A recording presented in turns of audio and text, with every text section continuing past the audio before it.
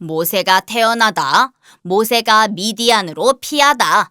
출애굽기 2장 말씀. 레위 집안의 한 사람이 레위 집안의 어떤 여자를 아내로 맞아들였습니다. 그 여자가 임신하여 아들을 낳았습니다. 여자는 그 아기가 너무 잘생겨서 3달 동안 숨겨두었습니다. 하지만 3달이 지나자 더 이상 아기를 숨길 수 없었습니다. 그래서 여자는 파피루스 상자를 가져다가 역청과 나무진을 칠해서 물에 뜰 수 있게 만들었습니다. 그런 다음에 아기를 그 상자 안에 넣고 상자를 나일 강가의 큰 풀들 사이에 두었습니다.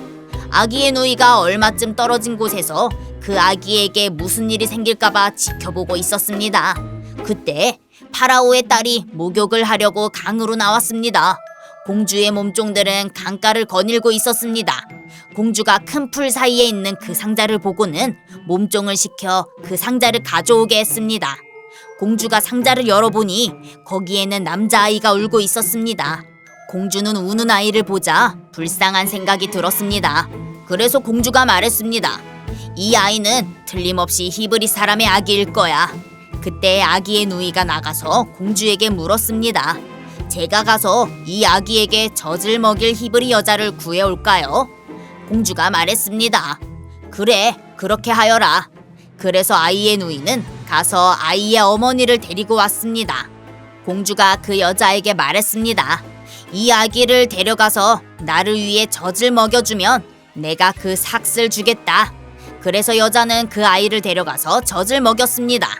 아이가 자라나자 여자는 아이를 공주에게 데리고 갔습니다. 공주는 아이를 자기 아들로 삼았습니다. 공주는 그 아이를 물에서 건져내었다 해서 그 아이의 이름을 모세라고 지었습니다. 세월이 흘러 모세는 자라 어른이 되었습니다. 어느 날 모세는 자기 백성인 히브리 사람들을 찾아갔습니다. 모세는 그들이 힘들게 일하는 모습을 보았습니다. 또 어떤 이집트 사람이 자기와 같은 백성인 히브리 사람을 모질게 때리는 것을 보았습니다. 모세는 주변을 살펴서 아무도 없음을 보고 그 이집트 사람을 죽인 뒤에 그 시체를 모래에 파묻었습니다. 이튿날 모세가 다시 나가니 히브리 사람 둘이 서로 다투고 있는 모습이 보였습니다. 모세는 그 중에서 잘못한 사람에게 말했습니다. 왜 당신과 한 핏줄인 사람을 때리는 거요? 그 사람이 대답했습니다. 누가 당신을 우리의 지도자와 재판관으로 세웠소? 그래, 이집트 사람을 죽이듯이 나도 죽일 생각이요. 그 말을 듣고 모세는 두려워졌습니다. 모세는 내가 한 일이 탈로 났구나 하고 생각했습니다. 파라오가 모세의 일을 듣고 모세를 죽이려고 찾았습니다. 그러나 모세는 파라오에게서 달아나 미디안 땅으로 도망가 살았습니다. 하루는 모세가 우물가에 앉아 있었습니다. 미디안에 7딸을 둔 제사장이 있었습니다. 그의 딸들이 아버지의 양떼에게 물을 먹이려고 그 우물로 왔습니다. 딸들은 양떼에게 먹일 물을 구유에 채우고 있었습니다. 그런데 어떤 목자들이 와서 여자들을 쫓아냈습니다. 그러자 모세는 여자들을 도와 양떼에게 물을 먹여주었습니다. 여자들이 아버지 르우엘에게 돌아왔습니다. 르우엘이 딸들에게 물었습니다. 오늘은 어떻게 이렇게 일찍 돌아왔느냐? 여자들이 대답했습니다. 목자들이 우리를 쫓아냈지만 어떤 이집트 사람이 우리를 지켜주었습니다.